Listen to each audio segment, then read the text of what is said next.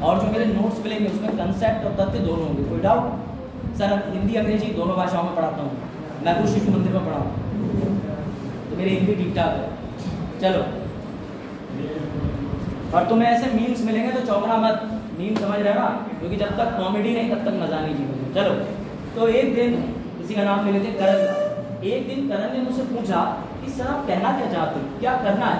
मैंने कहा करण तुम्हें पता नहीं है, हर साल यूपी पीसीएस में और यूपीएससी में 21 से 14 प्रश्नों का वेटेज रहता है। तो करण ने कहा मतलब? मैंने कहा करण खाना कम खाओ लेकिन पॉलिटी ज़्यादा पढ़ो। बात आई समझ में कि एक ऐसा सब्जेक्ट है जिसका हर पेपर में, इवन एसएससी के अंदर आपको प्रश्न 1 से 3, 1 से 5 ही तक मिलेंगे, उसमें इतिहास का वेटेज ज़्यादा है। लेकिन अब धीरे धीरे एसएससी के सिलेबस में कंसेप्चुअल क्वेश्चन आ रहे हैं। वो जमाना चला गया कि संविधान कब लागू हुआ था, तो 26 जनवरी 1950। अब वो पूछ रहे हैं कि सोवरेनिटी कितने प्रकार की है, किंगशिप किसे कहते हैं, प्रीएम्बल का मतलब क्या है। ये लेवल हो चुका है एसएससी का, तो तुम्हें एसएससी के लेवल में कंसेप्ट समझना होगा। बात आई समझ में या नहीं? ठीक है सर, ये बात हम समझ गए। सर सोर्सेज क्या रखने? तो भैया सोर्सेज ये हैं तुम्हारे, जैसे कहते हैं ना कि सर कहते हैं कि हाँ बिल्कुल चीख चीख के स्कीमें बता दें, वही वाला मीम है। तो देखो सोर्सेज तुम्हें क्या रखने हैं ना, थोड़ा जूम कर दे रहा हूँ ताकि तुम्हें सोर्सेज दिख जाए, बता देना दिख जाए। अक्षय कुमार दिख गया? चलो ये आ जाओ, अब ध्यान से समझिएगा। सोर्सेज पहले यूपीएससी वालों के लिए सामने टेंशन आ जाएगी सब। यूपीएससी वालों के लिए विजन आईएएस के notes, Laxmikanth, previous year question, अखबार द हिंदू और साथ में चाट पकौड़ी मसाला नहीं पेंट। सर पेंट किस लिए? क्योंकि कुछ चीज़ें मैं तुम्हें दिखाऊंगा वो तुम्हें अपने घर पे पेंट करके लिखनी पड़ेगी ताकि तुम्हारी विचारधारा बदल सके। एग्जाम अपना भूल जाता है, जो भी तुम्हारा मोटिव है ना उसको एक चार्ट पे लिख के दीवार पे चिपका लेना। पर सर एसएससी तो मुबारक हो, एसएससी के लिए भी तुम्हें यही सब पढ़ना है। अब एसएससी का पेपर एक आम पेपर नहीं रह गया, क्योंकि जब तुम टियर 1 देने जाते हो या तुम प्रीलिम्स देने जाते हो तो उसमें जो लेवल ऑफ क्वेश्चन आ रहा है वो ज़्यादातर लक्ष्मीकांत से क्वेश्चन उठा लिए जा रहे हैं। अब वो जमाना चला गया, आपके निखिल, नीतू सिंह, समझ रहे हो, सब करके किताबें ले ली। अमित सिंह वाली किताब आती है, छाप दिया। उसके अलावा हमने बैंकर अड्डा उठा लिया, दिन गए। अब बैंकर अड्डा वाले खुद कह रहे हैं कहाँ से उठाएं, तो बात आई समझ में, क्योंकि जो अभी लेटेस्ट पैटर्न आ रहा है मैं उसके वैल्यूएशन पे बता रहा हूँ। सर ये सब मसाला एक ही जगह मिल जाता ना तो मज़ा आ जाता, मिलेगा। मैं जो नोट्स दूंगा कोई नहीं, सबके कॉम्बिनेशन पे बेस होंगे।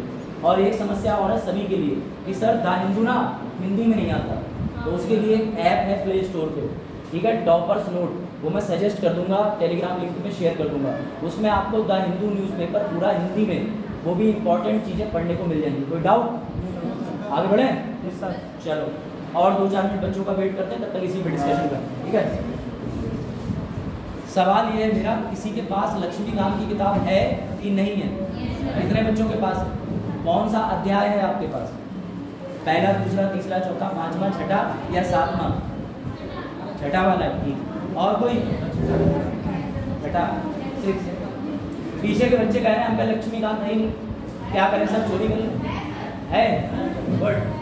अगर लक्ष्मीकांत का जो भी एडिशन है 5वें वाले से पुराना है तो 7वां खरीद लेना, 7। और अगर 5वां भी है मत खरीद। बात आई समझ? 5th एडिशन है तो आपको नया खरीदने की आवश्यकता नहीं। 5वें से नीचे है तो 7वां खरीद, ठीक है। हाँ, अगर आप लक्ष्मीकांत की बात करो सभी एडिशन सिलेबस चेंज नहीं, ठीक है। चलो फिर शुरू करें। प्रस्तावना दिख रही क्या? आपका नाम क्या? ऋषभ। चलो, तो भैया ऋषभ की स्टोरी सुनते हैं सब लोग, बड़ा मजा आएगा कि कैसे ऋषभ ने एक दिन एक किताब खरीदी। तो अभी लेक्चर नहीं चल रहे थे, उस बीच में ऋषभ का फोन आया मेरे पास। मैंने कहा हाँ ऋषभ क्या कर रहे हो? बोले सर मैं मार्केट आया हुआ हूँ। मैंने कहा वेरी गुड, मार्केट में क्या कर रहे हो? बोले सर एक किताब खरीदनी थी। मैंने कहा खरीद लो। बोले सर कौन सी किताब ले लूँ? मैंने कहा ऋषभ लक्ष्मीकांत ले ले यार, लक्ष्मीकांत किताब बहुत बढ़िया है। अब ऋषभ ने किताब ले ली। बोले सर पढ़नी कैसे? मैंने कहा एक एक पेज ना इसको घोल के चाट के पी जाना। अब ऋषभ घर पहुंचा तो ऋषभ ने किताब खोली।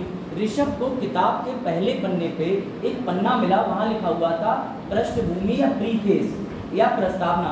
तब ऋषभ ने मुझे फ़ोन मिलाया, बोले सर किताब में ना एक पन्ना एक्स्ट्रा आ गया है, क्या करूँ, फाड़ दूँ?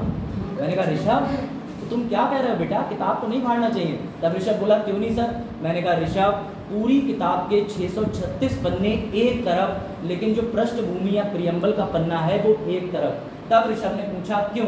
मैंने कहा जो ये पूरी किताब कहना चाहती है वो ये एक पन्ना बताना चाहता है। मेरी बात रिपीट करो, जो ये किताब पूरी बात कहना चाहती है वो ये एक पन्ना बताना चाहता है। तब ऋषभ ने कहा सर इसका मतलब क्या है? मैंने कहा चलो मैं तुम्हें मिलवाता हूँ नेहरू जी के ख्याल से, यानी अब हम नेहरू जी की मेंटल थिंकिंग देखेंगे। बड़े आगे चलो बता देना जिसे ना दिखे। नेहरू जी दिख रहा है ना? गुड।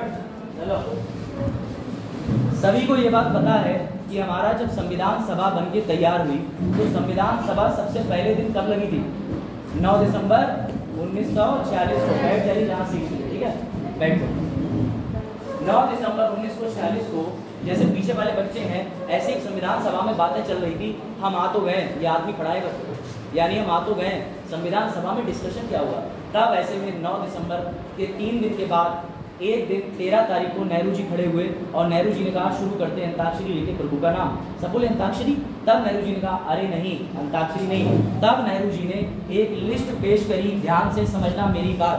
तब नेहरू जी ने एक लिस्ट पेश करी और उसी लिस्ट को बोला जाता है उद्देश्य प्रस्ताव, AIIMS and objective resolution. Sir AIIMS and objective resolution वही तो है ना? ऋषभ ने मुझसे पूछा कि सर ये उद्देश्य प्रस्ताव वही तो है जो आगे जाके प्रियम्बल बन गया। ध्यान से समझना, ऋषभ ने क्वेश्चन पूछा सर नेहरू जी का उद्देश्य प्रस्ताव वही तो है जो आगे जाके प्रस्तावना में परिवर्तित हो गया।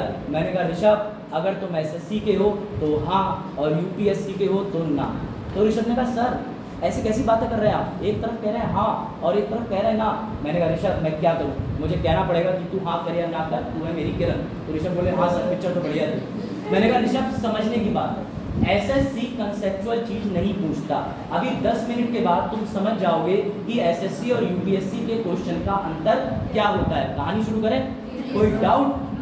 आवाज आ रही है? हिंदी अंग्रेजी में कोई दिक्कत? गुड, मोटिवेटेड रहना। अब सुनो, 13 दिसंबर को नेहरू जी ने कहा कि मेरे दिमाग में एक ख्याल आया। तो सबने कहा क्या ख्याल आया नेहरू जी? नेहरू जी बोले हम एक प्लान बनाते हैं। आपका घर बनने से पहले आप मजदूर को एक ब्लूप्रिंट देते हो ना कि देखो किचन इधर चाहिए, वॉशरूम इधर चाहिए, ऊपर एक और फ्लोर चाहिए। ऐसे नेहरू जी ने एक मसौदा तैयार करा, एक नक्शा तैयार करा और संविधान सभा में खड़े होकर पढ़ना शुरू कर दिया। उसी प्रस्ताव को सब लोगों ने सहमति दी और सहमति देने के साथ साथ सभी लोगों ने उस प्रस्ताव को 22 जनवरी 1947 यानी 1 महीना कुछ दिन में पूरी संविधान सभा ने कहा कि अब जो संविधान बनेगा इसी नक्शे कदम पर बनेगा। यानी सर मुबारक हो, उद्देश्य प्रस्ताव को कहा जाता है ब्लूप्रिंट ऑफ कॉन्स्टिट्यूशन। कोई डाउट, कोई समस्या? अब आता है ट्विस्ट। अब ध्यान से सुनना, किसी और बच्चे को ले लेते। पीछे आपका नाम जो ऐसे कर रहे हैं, हाँ आप ही का? नहीं पहले हाथ इन्होंने छोटा सा ही खड़ा कर। हाँ अंशिका, गुड। तो अंशिका ने क्या करा? अंशिका ने, अब ध्यान से सुनिएगा बिकॉज स्टोरी के साथ ना कंसेप्ट क्लियर होगा। मेरा यही तरीका है पढ़ाने का, ज़्यादा कुछ तो आता नहीं मुझे, तो ऐसे ही पढ़ो। चलो, तो अंशिका ने मुझसे कहा फ़ोन करके सर मैं ना वेकेशन पे जा रही हूँ अपने पापा के साथ। अब इधर ये सोच रही होंगी वेकेशन तो मेरा था 2 दिन का, अंशिका थोड़े लंबे समय के लिए निकल गई वेकेशन। अंशिका ने देखा कि मेरे कॉलेज से पेपर होने के बाद मेरे को ना 2 महीने की छुट्टी मिल गई। तो अंशिका ने मुझे फ़ोन करके कहा कि सर 2 महीने के लिए ना होमवर्क दे दो क्योंकि अब मैं जा रही हूँ मम्मी पापा के साथ। तो मैंने कहा अंशिका जाने को तो मैं भी तैयार बैठा हूँ, जरा अपना प्लान तो बताना। तब अंशिका ने बताया कि सर 13 तारीख को हम लोग दिल्ली जाएंगे, दिल्ली से फ्लाइट लेंगे, फ्लाइट लेके देहरादून जाएंगे, देहरादून 15 दिन रुकेंगे। इस होटल में मम्मी पापा के साथ मैं रुकूंगी। होटल के बाद हम लोग मंसूरी जाएंगे, वहाँ पे लवासना का आईएएस सेंटर देखेंगे और ठीक अब से 1.25 महीने बाद मैं वापस आ जाऊँगी। अंशिका का प्लान क्लियर है, मज़ेदार प्लान है। तभी अचानक अंशिका मई में निकलने वाली होती हैं और न्यूज़ पर एक आदमी आता है, वो माइक पे कहता है आज मैं तुम सभी को ये सूचना देना चाहूँगा कि आज से तुम लोग पालन करोगे जनता कर्फ्यू का।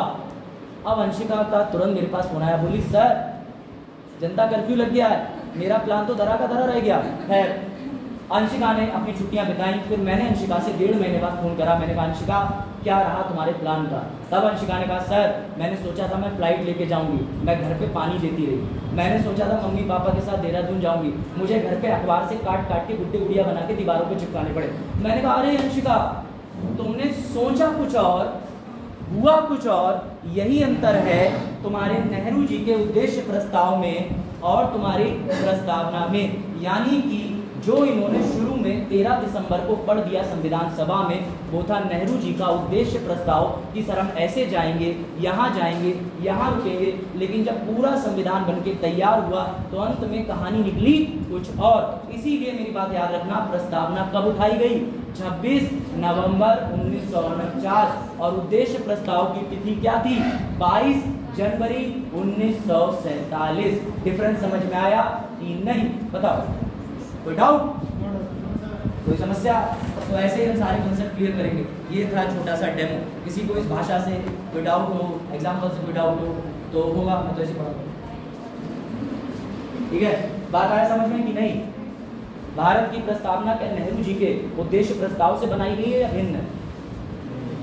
भिन्न है। कैसे भिन्न है भैया? ऐसे भिन्न है कि नेहरू जी का उद्देश्य प्रस्ताव तो था कुछ और, पर अंत में जब संविधान बना तो उसका जो निष्कर्ष लिखा गया वो था कुछ और।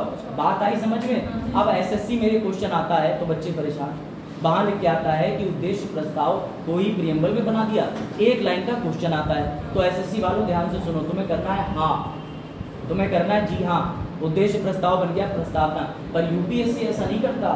यूपीएससी तुम्हें एक लाइन लिखेगा, उसके नीचे पैराग्राफ लिखेगा, तारीख लिखेगा 13 दिसंबर 22 जनवरी, फिर नीचे लिखेगा कि एम्स एंड ऑब्जेक्टिव और प्रियम्बल में भिन्नता थी कि नहीं, तब तुम कहोगे भिन्नता थी। डिफरेंस समझ में आ गया?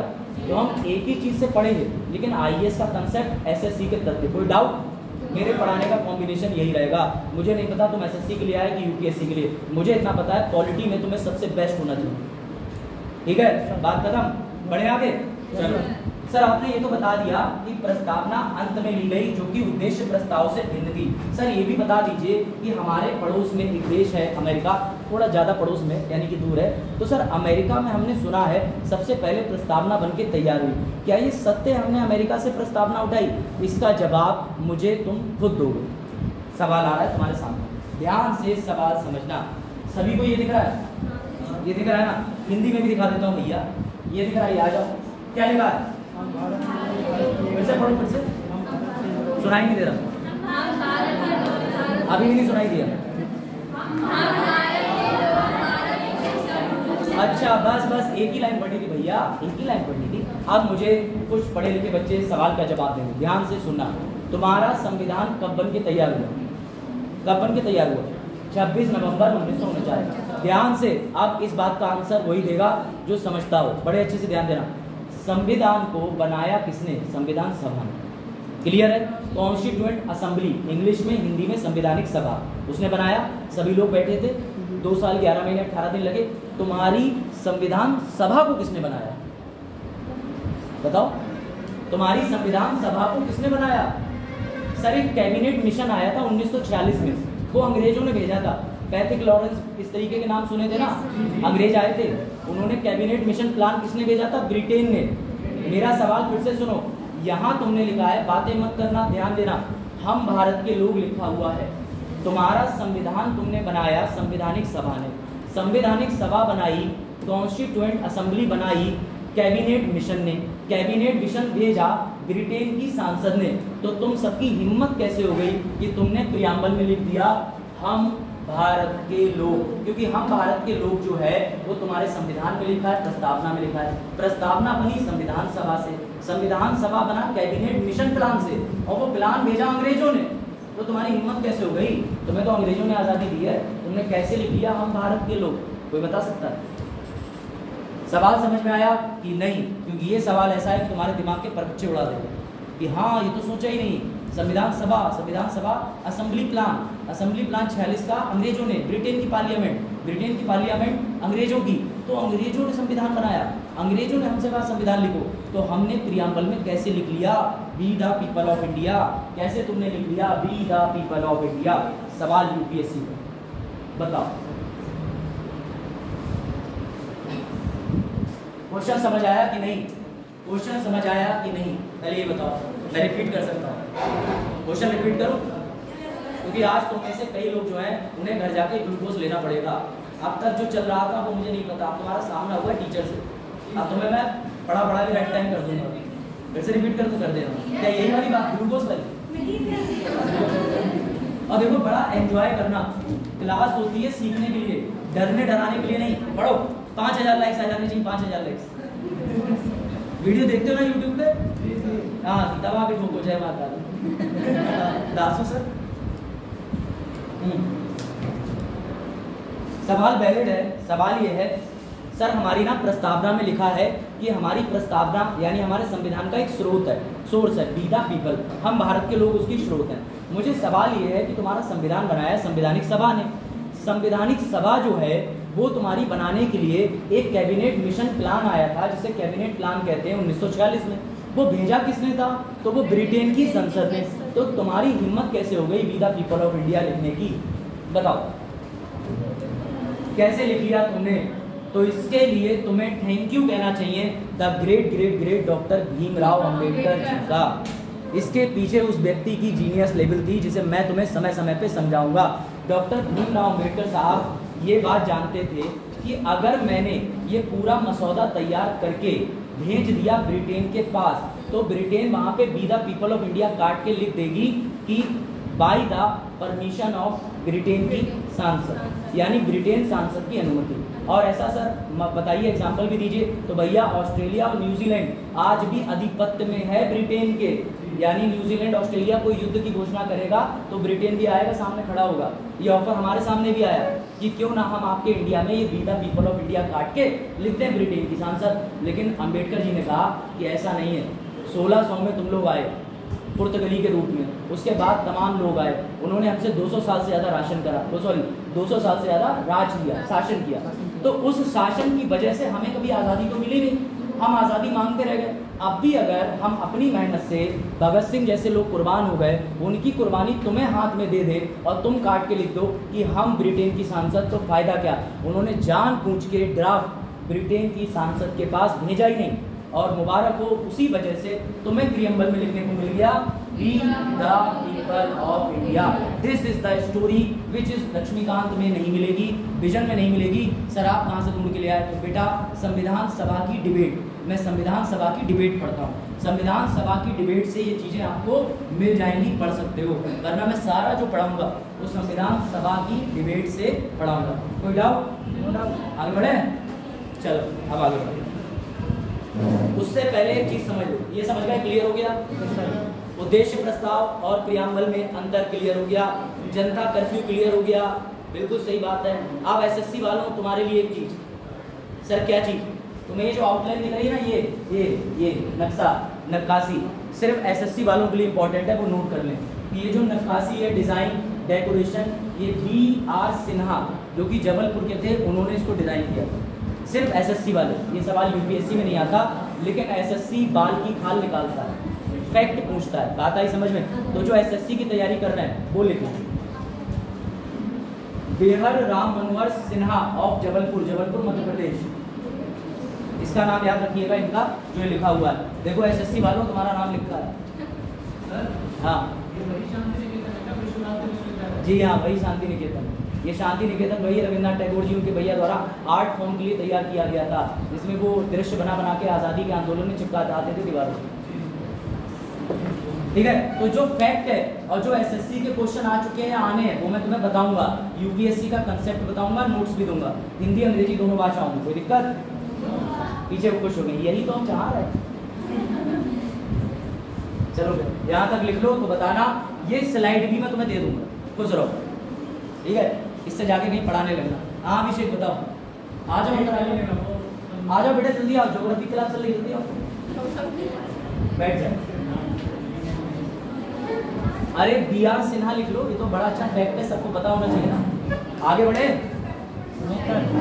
इधर सबको आवाज आ रही है, सुनाई दे रहा है, समझ आ रहा है, अभी क्या है, सब क्लियर हो रहा है दिमाग से भी? नहीं समझे तो दिमाग से क्लियर हो रहा तो फिर क्या रहा? चलो भाई नेक्स्ट स्लाइड। क्या हुआ? बड़े आगे, चलो अब ध्यान से सुनो, ये लिखा है आपके लिए पूरा पैराग्राफ। एक चीज और समझिएगा सर, अमेरिका से आपने बताया कि हमने प्रस्तावना उठाई है, सब लोग बैठ गए, बातें मत करिए वरना आवाज़ आपको नहीं आएगी, मुझे तो आ रही है, ठीक है, आप ध्यान दो इधर। सर हमने ये पढ़ा है कि प्रस्तावना अमेरिका से उठाई गई थी, क्या ये सत्य है? हाँ, ये फैक्ट है कि हमने यूएसए का प्रीएम्बल से पढ़ा, लेकिन हमें ना उनके विचार अच्छे लगे लेकिन भाषा अच्छी नहीं लगी। तो याद रखना कि हमने जो भाषा उठाई है, जो लिखी हुई भाषा है, वो ऑस्ट्रेलिया से उठाई, लेकिन हमने प्रस्तावना अमेरिका से उठाई। अगेन एसएससी वालों तुम्हारे लिए दोनों क्वेश्चन थे, यूपीएससी वालों के लिए क्वेश्चन नहीं था। तो सर यूपीएससी वाले करे क्या, मुझे क्या पता, मैं तो पढ़ाऊंगा। चलो बताता हूँ। तो इंडिया यूएसए ध्यान रखना। अब एक इंपॉर्टेंट चीज सर, आपने हमें अभी बताया कि इंडिया की जो प्रस्तावना थी वो नेहरू जी के उद्देश्य प्रस्ताव से भिन्न थी, हमने जान लिया। सर क्या अमेरिका की प्रस्तावना भी ऐसी थी? मेंस का क्वेश्चन यूपीएससी वालों के लिए कि अमेरिका और इंडिया की प्रस्तावना में कंपैरिजन बताइए। तब तुम्हें बड़े प्यार से लिखना है कि इंडिया के अंदर उद्देश्य प्रस्ताव और प्रस्तावना में भिन्नता है, जैसा सोचा था वैसा खत्म नहीं करा, लेकिन अमेरिका का उद्देश्य प्रस्ताव ही उनकी प्रस्तावना बना। बात आई समझ में? नहीं। क्लियर हुआ? आगे बढ़े, चलो अब अगली स्लाइड पे आते हैं भाई। चलो सबसे पहले रटी रटाई चीज की बात कर लेते हैं। आप सभी ने पढ़ा होगा कि सर प्रस्तावना के ना 4 भाग होते हैं। पहले तो मैं प्रस्तावना ही दिखा दूं। कुछ लोग कह रहे होंगे सर क्या बता रहे हो, प्रस्तावना ये रही भैया प्रस्तावना, ठीक है। ऐसा लेटर जो संविधान के चाहने वालों ने संविधान को लिखा, अब वो एक ही लेटर काफी था, तुम्हारी तरह 50 लेटर नहीं लिखने की आवश्यकता पड़ी, तो जो भी समझते थे तुम। चलो तो भैया कॉन्स्टिट्यूशन का प्रीएम्बल कहता है ध्यान से सुनना। दिख रहा है किसी को? नहीं सर हिंदी में दिखाइए क्योंकि आने जा रहा हिंदी नहीं है। ये रहा हिंदी और कुछ दोनों भाषाएं चलेंगी भैया। अरबी उर्दू वाले बताओ, वो भी लिख के ले आओ। मैं गूगल ट्रांसलेटर जिंदाबाद, स्पेनिश फ्रेंच सब सुविधाएं उपलब्ध हैं, ठीक है। चलो तो हिंदी देख लो, हिंदी वाले ज़्यादा है ना बच्चे, ना ऐसे ऐसे करके कर लेंगे ऐसे, ठीक है। तो पहले हिंदी में समझो। अब मेरा सवाल डायरेक्टली आता है तुमसे कंसेप्ट पे, और अब जो कंसेप्ट तुम्हें पता चलेगा ना, थोड़ी देर के लिए तुम्हारे दिमाग के जो वायर है ना, जो दिमाग की वायरिंग होती है, वो थोड़ी देर के लिए 440 वोल्ट से ऊपर जाएगी। सर कैसे? सवाल ये है कि प्रस्तावना में इंदिरा जी ने 3 शब्द जोड़े थे। वो 3 शब्द कौन से थे? सबको पता होंगे। सर समाजवादी जोड़ा था ना, सोशलिस्ट, समाजवादी। दूसरा कौन सा था? पंथ निरपेक्ष, सेक्युलरिज्म। तीसरा अखंडता, इंटीग्रिटी। मेरा सवाल ये है, एक दिन मैं खाली बैठा था और मैंने कहा कैसे भी करके मेरी बाबा भीमराव अम्बेडकर जी से एक बार बात हो जाती। तो मैं अपने घर से बरेली जा रहा था, तो मुझे रास्ते में बोर्ड लिखा बंगाली बाबा का, मरे हुओं से, जीवित से, पूर्व प्रेमिकाओं से सबसे संपर्क करें, मिलाएं 98 97 42 40 46 जो भी। मैंने मिला दिया। मैंने कहा बाबा तब से मैं ये सारी चीज़ें देख रहा था, मेरी ना एक बार डॉक्टर भीमराव अम्बेडकर जी से बात करा दो। बोले देख करा तो मैं दूंगा, लेकिन तू क्या बात करेगा ये तेरे ऊपर है। मैंने कहा बस एक बार आप बात करा दो, जो चीज़ मांगो मैं ला के दे दूंगा। खैर प्रयास हुआ, ठीक है। उन्होंने मेरी बात कराई, तो मैंने कहा अरे बाबा साहब बोल रहे हैं। बोले हाँ बेटा 30 सेकंड शुरू होते तेरे अब। मैंने कहा बाबा केबीसी? बोले नहीं केबीसी नहीं, पूछ आराम से। तो मेरा पहला सवाल था उनसे, ये जोक के लिए है, कहीं एक्चुअल में मत चले जाना बाबा बंगाली पे, जाके नंबर ले लो। बाबा वो पूर्व जन्म में हमें पता चला हमारी शादी 2 जगह हुई थी, बात करा दो, तो बाबा तुमसे ठग लेंगे पैसे, ये सब फर्जी चीज़ें होंगी, वापस आ। तो जब उन्होंने मेरी बात कराई तो मैंने पूछा अम्बेडकर जी से, मैंने कहा sir you are a very great genius, मुझे आप ये बताइए आप इंदिरा जी के जो 3 शब्द हैं वो आप कैसे डालना भूल गए। मैंने सवाल ये पूछा कि संविधान में 42वां संविधान संशोधन किया गया जिसमें प्रस्तावना में 3 शब्द जोड़े गए। सबसे पहला समाजवादी, दूसरा पंथ निरपेक्ष, ना कि धर्म निरपेक्ष, पंथ निरपेक्ष, तीसरा शब्द था अखंडता। मैंने कहा सर आप कैसे ये 3 शब्द डालना भूल गए जो कि इंदिरा जी ने डाल दिए, मैं तो इंदिरा जी का फैन हो गया। बोले बेटा तुझे लगता है कि मैं ये 3 शब्द डालना भूल गया हूँ? मैंने कहा सर लगता क्या है, प्रस्तावना के अंदर लिखा हुआ है, और तो और प्रस्तावना में नीचे लिखा हुआ भी है, ये देखिए सर। मैंने कहा अगर आप ये लाइन, अभी तो जूम नहीं है, इसको पढ़ोगे तो लिखा हुआ है कि 42 में संविधान संशोधन से हम 3 शब्द डालने हैं। वो शब्द डाले जाते हैं सोशलिस्ट, सेक्युलर और इंटीग्रिटी लिख दिया। तब बाबा साहब ने कहा बेटा मुझे इसके लिए स्टोरी समझानी पड़ेगी। तो मैंने कहा सर कैसी स्टोरी? बोले आ जाओ फिर स्टोरी सुनते हैं। तो मैंने कहा सर ठीक है स्टोरी सुनाइए। कौन कौन से शब्द डाले थे वो तुम्हारे सामने आ गए हिंदी अंग्रेजी। तब मुझे बाबा साहब ने बताया, बोले देख बेटा अगर हम प्रस्तावना में सोशलिस्ट वर्ड, समाजवादी शब्द उस समय लिख देते तो आधे से ज़्यादा जनता कंफ्यूज हो जाती। मैंने कहा क्यों कंफ्यूज क्यों हो जाती, जनता क्या पढ़ी लिखी नहीं है? बोले बेटा उस समय भारत में नया नया क्रांतिकारी आंदोलन चल रहा था और भारत में उस समय जो विश्व इतिहास था वहाँ पर एक घटना घटी थी, एक व्यक्ति था, उसका नाम था कार्ल मार्क्स। क्या नाम था? कार्ल मार्क्स का समाजवाद दुनिया में फैला हुआ था। अब कार्ल मार्क्स का समाजवाद भी सुन लो। कार्ल मार्क्स का समाजवाद कहता है एक हाथ ले एक हाथ दे। मैंने कहा बाबा साहब कैसे? बोले अगर कार्ल मार्क्स का सोशलिज्म हम डाल देते तो लोगों को लगता कि अंबानी जी के पास जितना पैसा है सब छीनो और लोगों में बांट दो, लेकिन हमारे पास अपनी समाजवाद की विचारधारा थी। मैंने कहा कौन सी? बोले गांधी जी की। मैंने कहा गांधी जी की क्या है? गांधी जी कहते हैं कि हम पैसा छीन के दूसरों में वितरित नहीं करेंगे, हम सभी को समान अवसर देंगे। यानी कि अंशिका, राजेश, करण, विजय, मैं सबसे कहूंगा कि तुम यूनिवर्सिटी में एडमिशन लो और बीए का एग्जाम पास करो, आईएएस का फॉर्म भरो। मैं किसी आईएएस से नौकरी छीन के तुम्हें नहीं दूंगा। मेरी बात आई समझ में या नहीं आई? तब भी मैंने कहा बाबा साहेब आपकी विचारधारा तो बढ़िया है, परंतु आपने संविधान में लिखा कहाँ? बोले बेटा इसके लिए तुझे प्रस्तावना पढ़नी पड़ेगी। मैंने कहा सर मैं वापस प्रस्तावना खोल लेता हूँ। बोले हिंदी में खोल लेना वरना बच्चे कहेंगे हिंदी नहीं लिख के लाया। मैंने कहा ठीक है सर हिंदी लिख लेता हूँ। तब उन्होंने बताया ध्यान से एक शब्द पढ़ना, समता। मैंने कहा कौन सा शब्द? तो भैया इसी बात पे जूम कर दे रहे हैं, दिख रहा है पीछे तक? बोले बेटा समाजवाद का मतलब होता है लोगों के लिए अवसर देना, समान प्रतिष्ठा रखना, समान मौके देना। अब तू पढ़ प्रियम्बल में समता। तो मैंने कहा प्रतिष्ठा और अवसर की समता। बोले बेटा उस समय अगर मैं सोशलिस्ट वर्ड लिख देता तो सब समझते इन्होंने कार्ल मार्क्स की विचारधारा को दर्शाया है, इसलिए मैंने सभी को प्रियम्बल में ये मैसेज यहाँ डाल के दिया, लेकिन तेरे अलावा किसी ने पॉलिटी ऐसी पढ़ा ही नहीं, तो बाकी लोग कंफ्यूज हो गए और इसी वजह से इंदिरा जी ने भी डाल दिया देखो हम कितने अच्छे हैं, हम समाजवाद लेके आए हैं, जबकि संविधान में प्रियम्बल में समाजवाद लिखने की कोई आवश्यकता नहीं। बात आई समझ में कि नहीं? क्लियर हुआ?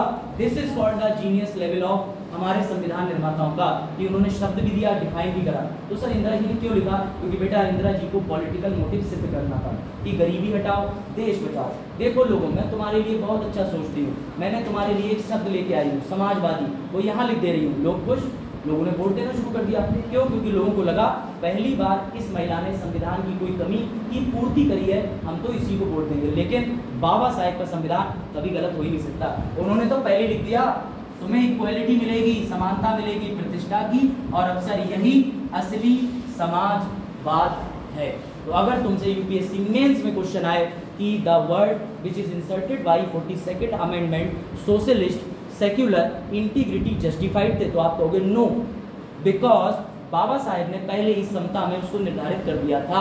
और भी जो शब्द है मैं आगे बता रहा हूँ, एसएससी के लिए क्वेश्चन आएगा कि द वर्ड 42nd अमेंडमेंट में कौन से डाले गए, तो तुम्हारा रटा रटाया आंसर है सोशलिस्ट सेक्युलर इंटीग्रिटी, टिक मार देना। कोई डाउट? आगे बढ़े? कोई समस्या? मेरा टीचिंग स्टाइल यही रहता है, कोई आपत्ति हो तो अभी बता दो, पहला लेक्चर है तो टीचर बदल दिया जाए। नो सर नहीं बदलेंगे? नो सर आप ही से जली लोगे। चलो ठीक, चल आगे बढ़े। सर आप ना इंदिरा जी की स्टोरी अच्छी सुना रहे हो, आपने समाजवादी शब्द को तो डिफाइन कर दिया, अब सर जरा पंथ निरपेक्ष को भी कह दो। इस वर्ड को लेके कई किताबों में गलत भी लिखा है, सही भी लिखा है। लक्ष्मीकांत में भी जो नई आई है उसमें धर्म निरपेक्ष रखा है, उसे काट देना। पंथ निरपेक्ष होता है, धर्म निरपेक्ष कुछ नहीं होता। ओरिजिनल प्रस्तावना में जो शब्द लिखा है वो साफ साफ पंथ निरपेक्ष लिखा है। बात आई समझ में या नहीं? अब आ जाओ, इंदिरा जी ने वर्ड सेक्युलरिज्म क्यों डाला होगा? इंदिरा जी को क्या जरूरत थी पंथ निरपेक्ष शब्द डालने की? मैंने फिर से भैया बंगाली बाबा से संपर्क करा, इस बार बोले ज़्यादा पैसे लगेंगे, पिछली बार 2000 में काम हो गया था, इस बार 6000 लगेंगे। मैंने कहा बाबा समय के साथ तुम्हारे भाव नहीं बढ़ गए? बोले बेटा अपना अपना तरीका है, 6000 लेके आओ तो बात करना। खैर दिए गए 6000। उसके बाद बाबा ने मेरा 10 मिनट के लिए फिर से संपर्क कराया और अब मैंने पूछा कि बाबा साहेब मुझे ये बताइए, आपने समाजवादी शब्द तो डिफाइन कर दिया, अब पंथ निरपेक्ष शब्द तो पूरे संविधान में कहीं लिखा ही नहीं था। मैं इससे तो सहमत हूँ, इंदिरा जी ने ये शब्द सही डाल दिया। आ जाओ बेटा, पूछा मत करा करो, आ जाए करो, तुम्हें रोक लें, आ जाओ, तुम्हें रोकने की कहाँ हमारी हिम्मत है बुढ़ापे में बैठे। तुम देश के वीर जवान हो, हम देश के और वीर जवान। बैठ जाओ, पंथ निरपेक्ष देख लो भैया, बाकी लोग और टाइम से आ जाना, कल भी मेरी क्लास है ना। अब तो 21 मिनट लेट है बाकी लोग। तब मैंने बाबा साहेब से दोबारा पूछा कि बाबा साहेब आपने पहले वाले शब्द में तो बता दिया कि इंदिरा जी का जो वो शब्द था वो जस्टिफाइड नहीं था, लेकिन अब मैं सहमत हूँ इंदिरा जी से, आपने पूरे संविधान में ना पंथ निरपेक्ष नहीं लिखा ही नहीं है। तो उन्होंने फिर मुझे डांटा, बोले अभिषेक तुझे क्या ऐसा लगता है कि जब मैं समाजवादी शब्द डालना नहीं भूला तो मैं क्या पंथ निरपेक्ष जैसी कोई चीज़ लिखना भूल गया हूँगा। मैंने कहा पर बाबा आपने डाला क्यों नहीं? बोले उससे पहले ना तुझे यूरोप की एक छोटी सी कहानी सुननी पड़ेगी। मैंने कहा कहानी? बोले हाँ, तो चलो मैं तुम्हें भी वो कहानी सुनाता हूँ। तुम में से कितने लोगों को पता है कि तलाक क्या होता है? कहना सर हमारा घर बसा नहीं, आप पहले डुबा रहे हैं। लड़के अलग दुख में आ गए। हाँ सर तलाक जो होता है जिसमें हम कुछ कर तो सकते हैं लेकिन पता नहीं। और लड़कियां अलग सोच रही होता होगा, देखने को नहीं मिला बहुत दिन से। चलो तब मैंने बाबा साहिब से पूछा तो बाबा साहिब ने मुझे एग्जांपल दिया। बोले देख बेटा तुझे यूरोप के बारे में पता है? मैंने कहा मुझे सर यूरोप के बारे में पता है। बोले यूरोप के अंदर धर्म ना राज्य से ऊपर चलता था।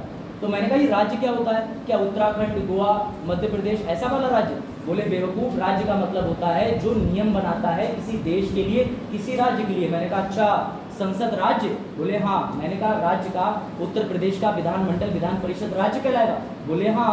बोले यूरोप में एक सिस्टम चलता था। मैंने कहा क्या?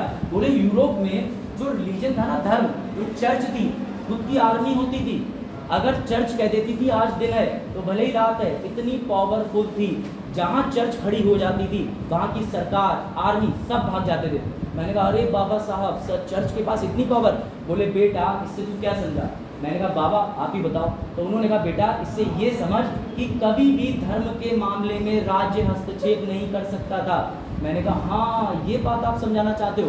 बोले यस। बोले पर है? जी हाँ, चर्च में पोप होते थे, वो जो भी कह देते थे वही लागू होता था। इवन राज्य की भी नहीं चलती थी। आज भी पोप का दर्जा यूरोप में बहुत ऊपर है। लेकिन मैंने कहा कि बाबा आप इंडिया में ऐसा क्यों नहीं करते थे? तो बाबा साहब ने कहा देख बेटा इंडिया के अंदर कोई एक धर्म की बात नहीं होती। इंडिया के अंदर ना विविधता है। इंडिया के अंदर हिंदू, मुस्लिम, सिख, पारसी, बौद्ध, जैन ये सब है। और जब सब मिलकर इकट्ठे होंगे तो किसी दिन ये हो सकता है कि कोई सा वर्ग ज़्यादा हो जाए, कोई सा वर्ग कम हो जाए, तब ज़्यादा वाले कम वाले को परेशान करने लगेंगे। मैंने कहा ऐसा भी हो सकता है बाबा। तो बोले जब जिस दिन परेशान करने लगेंगे उस दिन जो राज्य है यानी पार्लियामेंट है, संसद है, राज्य का विधानसभा है, वो आगे आएगा और धर्म को पीछे करके लोगों को बचाएगा। मैंने कहा इसका मतलब इंडिया में जो आपकी सोच है कि आप इंडिया में धर्म में सरकार को हस्तक्षेप करने की आज़ादी देना चाहते हो? बोले हाँ यही कंसेप्ट है। इंडिया के अंदर धर्म और राज्य में से राज्य ऊपर है, धर्म सबके लिए समान है। लेकिन यूरोप में धर्म ऊपर था, राज्य नीचे था। अगर हम उस समय संविधान में वर्ड लिख देते सेक्युलरिज्म, पंथ निरपेक्ष, तो लोग समझते कि बाबा साहेब धर्म को ऊपर रखना चाह रहे हैं, इसलिए हमने वो शब्द नहीं डाला। तो मैंने कहा पर आपने इस चीज़ को डिफाइन कहाँ करा? बोले गधे पीछे आ। मैंने भैया पीछे आ गया। फिर वो मुझे वापस लेके आए प्रियम्बल पर और उन्होंने मुझे पढ़ाया कि ध्यान से पढ़ना। तो मैंने कहा क्या? बोले स्वतंत्रता किसकी? विचार, अभिव्यक्ति, विश्वास। Hence Baba Bhimrao Ambedkar again in the battle. बात आई समझ में? इंदिरा जी का सेकंड सेक्युलरिज्म वर्ड भी यहाँ फेल हो गया। कोई आवश्यकता नहीं थी बाबा साहिब के सामने डालने की। जीनियस लेवल उन्होंने साफ साफ लिख दिया। सर कहाँ लिख दिया? इंग्लिश वाले भी देख लो, वरना वो कहेंगे हमें नहीं दिखाया सर। इंग्लिश में से बोलेंगे liberty of thought, expression, belief, faith and worship. और इससे पहले मैंने तुम्हें बताया था समता, सोशलिस्ट वर्ड का। तो ये रहे बाबा साहब की एक्सीलेंस, देख रहे हो? वो दोनों बातों को बिना सोशलिस्ट लिखे, बिना पंथ निरपेक्ष लिखे तुम्हें बता के चले गए, ताकि तुम कभी भी यूरोप के धार्मिक विचार को खुद पे लागू ना कर सको। इज इट क्लियर और नॉट? कोई डाउट, कोई समस्या? कंसेप्ट क्लियर, समझ में आया? This is the demand of UPSC और स्टेट पीसीएस। वो तुमसे यही चाह रही है, वो यही पूछेगी। अब ये तो यूट्यूब पे पढ़ाते नहीं है, ये तो कहीं पढ़ाते नहीं है, तुम ऐसे ऐसे करोगे, घर वालों को लगेगा डेंड्रफ हो गया, शैम्पूलर दे देंगे। उन्हें क्या पता बिना डेंड्रफ के बच्चे को टेंशन हो रही है। तो इन सब चीज़ों को तुम्हें पढ़ने के लिए आज ही 5000 सब्सक्राइबर ठीक हो गए। चलो आगे बढ़ते हैं। तो बीच में से जो गाते रहेंगे, ठीक है ना? तो एंजॉय करना, ठीक है? सर आपकी ये बात तो ठीक है, लेकिन एक बात और बताइए सर, एक शब्द जो है ना वो प्रियम्बल में इंदिरा जी ने सही जोड़ा। मैंने कहा कौन सा? तो आप बोले अखंडता। मैंने कहा जितने लोग बैठे हुए हैं सबने कॉन्स्टिट्यूशन की किताब देखी है? तो सबने कहा हाँ देखी है। मैंने कहा आर्टिकल 1 क्या कहता है, जरा किसी को याद है? अनुच्छेद 1 क्या कहता है? तो उसमें लिखा है कि India, that is Bharat, India जो कि भारत है, shall be union of state, राज्यों का समूह होगा। बाबा साहेब अनुच्छेद 1 में पहले ही लिख गए थे कि तुम्हारी अखंडता सबके मिलने से जानी जाएगी।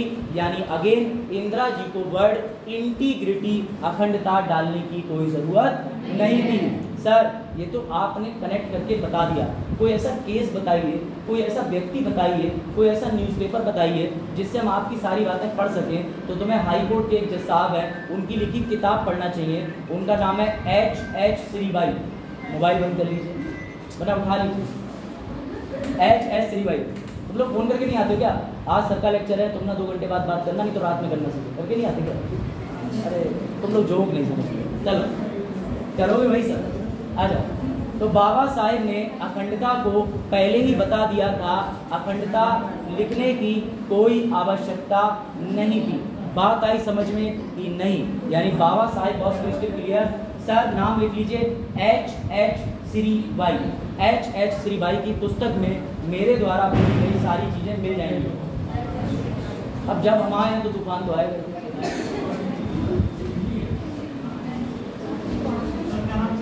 H Shribai, H Shribai, H और डॉट और H इंग्लिश में SERAVAI,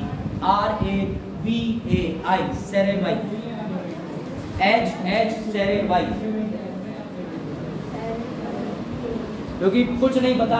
SSC एक लाइन लिख दे, H श्रेबाई ने क्या खंडन किया है सोशलिस्ट सेकुलर इंटीग्रिटी का। कुछ नहीं पता, SSC कोई प्रश्न बना लेती है। SSC ये भी लिख देगी, तुम SSC करना क्यों चाह रहे हो? नहीं, लक्ष्मीकांत पढ़ना चाहिए। लक्ष्मीकांत, मैंने आपके, शायद आप अभी थे नहीं क्लास में, इस समय SSC की डिमांड है कि आप लक्ष्मीकांत के पन्ने खोलें, पीछे जो MCQ है वो सारे लगा लें, लेकिन वो MCQ के लिए जो कंसेप्ट चाहिए वो मैं दूंगा। लक्ष्मीकांत में 1-2 गलतियां हैं। मैं विद रिस्पेक्ट लक्ष्मीकांत को गलत नहीं कह रहा, लेकिन उन्होंने लक्ष्मीकांत जो इस बार प्रिंट हुई है वहाँ धर्मनिरपेक्ष लिखा है, जबकि धर्मनिरपेक्ष नहीं है। विद रिस्पेक्ट मैं कोट करना चाहूँगा दिव्यकीर्ति सर को भी, उनका 3.5 घंटे का लेक्चर है सिर्फ पंथ निरपेक्षता पे। और विदाउट रिसर्च करके आता हूँ भाई। चलिए आगे बढ़े।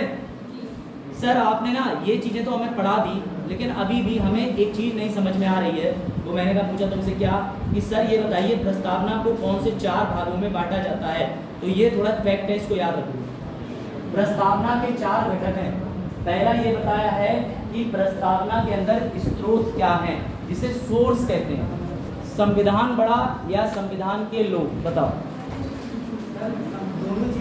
दोनों चीजें कैसे जस्टिफाई करो? संविधान जनता के लिए बना है। Very good. और जनता संविधान के लिए पैदा हुई है। नहीं, जनता जब हाँ, संविधान बनेगी। प्रयास करो, प्रयास। मैं जो करूंगा, लेकिन तुम हिम्मत मत हारना, इंटरव्यू भी चल रहा है। हाँ बताओ, कितने घटक हैं प्रियम्बल के? तो भैया लड़कों 4 बोतल वोट का। बाबा हनी सिंह को फॉलो करें, ठीक है? ये है बाबा हनी सिंह, इन्हें भी देख लो तुम। अब देखो ऐसे घटक तुम्हें मिलते रहेंगे मेरे द्वारा पढ़ाने पे। तो भैया 4 बोतल वोट का देख लो तुम्हें, ताकि याद रहे कि प्रियम्बल के अंदर 4 चीजें ये है। हनी सिंह ने भी शायद यहीं से प्रेरणा ली होगी मेरे लेक्चर से। अरे 4 बोतल वोट का, ठीक है? तो भैया समझ लो, सबसे पहला प्रियम्बल के स्रोत हो तुम और मैं, we the people of. Sir उसके बाद दूसरी चीज़ ये कि संविधान के स्रोतों के बाद में संविधान कहना क्या चाहता है, तो मैं तुम्हें बता दे रहा हूँ। इसके घटक जो हैं उसमें कुछ तथ्य हैं, तो सारे तथ्य तुम लोग रट लेना, लेकिन अभी मैं तुम्हें सिर्फ वैसे ही बता रहा हूँ। इसके बाद दूसरी चीज़ है इसकी प्रकृति कैसी है। तो इसकी प्रकृति में आ जाएगा कि हमारे देश का जो संविधान है उसका नेचर कैसा है। तो ये मैं तुम्हें इस पर पूरा लेक्चर दूंगा। अभी मैं सिर्फ एक लाइन में बोल दे रहा हूँ कि देश संप्रभु होना चाहिए, समाजवादी होना चाहिए, पंथ निरपेक्ष होना चाहिए, लोकतांत्रिक गणराज्य होना चाहिए। बात आई समझ में? ये सब क्या होते हैं ये हम आगे आने वाले लेक्चरों में पूरा लेक्चर कवर करेंगे, तो दिमाग पे बर्डन मत देना। तीसरी चीज, हमारे संविधान का लक्ष्य क्या होना चाहिए? लक्ष्य होना चाहिए न्याय देना, जस्टिस। सर कहाँ लिखे हैं बता ही दो, बता ही दे रहे हैं। असल में प्रोजेक्टर की जो केबल वेबल है ना, ये सब सारी चीज़ें इसकी जगह मेरे पास में वो है Xiaomi का पैड, वो हाथ में लेके मैं घूम सकता हूँ, तो उससे छोटा बड़ा ऐसे करो, तो वो आगे वाले लेक्चर में मैं यूज़ करूँगा, चिंता मत करो। तब तुम्हें ये जो 4 बोतल बोलता है ना, वो फक्त से बड़ा दिख जाएगा और छोटा भी दिख जाएगा। सर बताइए क्या क्या आप सीख के आए? चलो फिर आगे बढ़े। PDF डालेंगे ना? हाँ PDF दूंगा भैया, PDF तुम्हें निश्चित मिलेगी, PDF की तुम चिंता मत करो बिल्कुल भी, ठीक है। अभी वापस आ जाओ तुम प्रियंका को, ये है, ये पढ़ाने की स्लाइड अलग है, मेरे नोट्स अलग है, चिंता ना करो, क्योंकि ऐसी स्लाइड तुम घर पे खोल के बैठ के घर वाले कहेंगे 4 बोतल गुटखा पढ़ रहा है, कौन से सर है पहले बात करा दे। तो भैया नोट्स में ये सब नहीं है, तुम खोल के पढ़ सकते हो माता पिता के सामने, वरना तुम्हारे पापा कहेंगे हनी सिंह के रैप निकल रहे हैं नोट्स में। हम सोच रहे हैं बिटिया IAS बनेगी, बिटिया गाने लिख रही है किताब। वापस आ जाओ, संविधान के अंदर चीजें समझ लो। संविधान का स्रोत यानी शक्ति है तुम और मैं, भारत के लोग। संविधान का प्रक्रिया प्रकृति कैसी है तो हम लोग ये पढ़ चुके। संविधान का लक्ष्य क्या है, आप मेरी बात ध्यान से समझना। कंसेप्ट बाबा भीमराव अंबेडकर जी का, उन्होंने लिखा है कि हमारे पूरे संविधान के 4 लक्ष्य हैं। सबसे पहला न्याय, दूसरा स्वतंत्रता, तीसरा क्षमता, चौथा बंधुत्व, फ्रेटर्निटी। मेरा सवाल ये है कि बाबा साहेब ने जस्टिस को सबसे पहले क्यों लिखा, बताओ। फिर से बोल दूं वापस, ये मैंने कहा कि प्रस्तावना के अंदर 4 विभाजन होते हैं। सबसे पहला प्रस्तावना के अंदर शक्ति का स्रोत, जो कि आप और मैं हूं, हम भारत के लोग। दूसरा होता है उसकी प्रकृति, जो सोवरेन, सोशलिस्ट, डेमोक्रेटिक, रिपब्लिक और सेक्युलर, ये भी क्लियर। तीसरा है उसके उद्देश्य, लक्ष्य की प्राप्ति, संविधान क्या प्राप्त करेगा, तो संविधान को प्राप्त करना है न्याय, जस्टिस, आज़ादी या स्वतंत्रता, लिबर्टी, उसके बाद समता, इक्विटी या इक्वालिटी, और लास्ट में बंधुत्व, फ्रेटर्निटी। मेरा सवाल ये है, सबसे पहले जस्टिस ही क्यों लिखा गया, बताओ। और लास्ट में आता है इसकी तारीख याद रखना, 26 नवंबर 1949। एसएससी का फेवरेट क्वेश्चन था 2017 तक। 17 के बाद उन्हें पता चल गया कि अभिषेक जाके बता देगा, तो अब नहीं देते। सवाल समझे, न्याय सबसे पहले क्यों रखा गया है, जवाब दो, सब ट्राई करेंगे। क्या शुभ नाम है आपका, बताइए नूरी।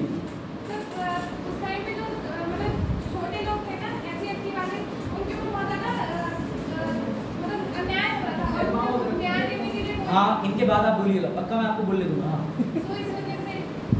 तो इस वजह से चलो, और कोई महान व्यक्ति या व्यक्ति नहीं।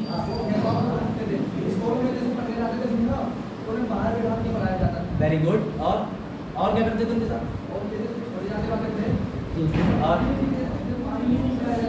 अच्छा मेरी बात ध्यान से सुनना। सबसे गहन सवाल, आप बैठ जाइए। यही विचारधारा तुम्हें बदलनी है। पॉलिटी पढ़ने से पहले पॉलिटिक्स दिमाग से निकाल दो। बाबा साहेब के साथ सही और गलत होते हुए भी एक चौंकिंग वाला शौक बताऊं तुम्हें, फैक्ट बताऊं। आरक्षण पंडित जवाहरलाल नेहरू ने दिया है संविधान को। ये मैं पढ़ाऊंगा चंपाकम दोराई राजन, तो चौंक जाओगे। बाबा साहेब के साथ बहुत चीजें गलत हुई, उनके साथ सब हुआ, लेकिन उस आदमी का जीनियस लेवल देखो। उसने किसी के साथ संविधान में भेदभाव नहीं करा। जान के आपको ताज्जुब होगा, this was the great attitude. लेकिन अब सुनो, सबसे पहले हमने जस्टिस क्यों लिखा ये मैं बता देता हूँ। तुम लोगों से पूछूंगा तो तुम तो रुला दोगे, ज्योतिबा फुले की कहानी बता के।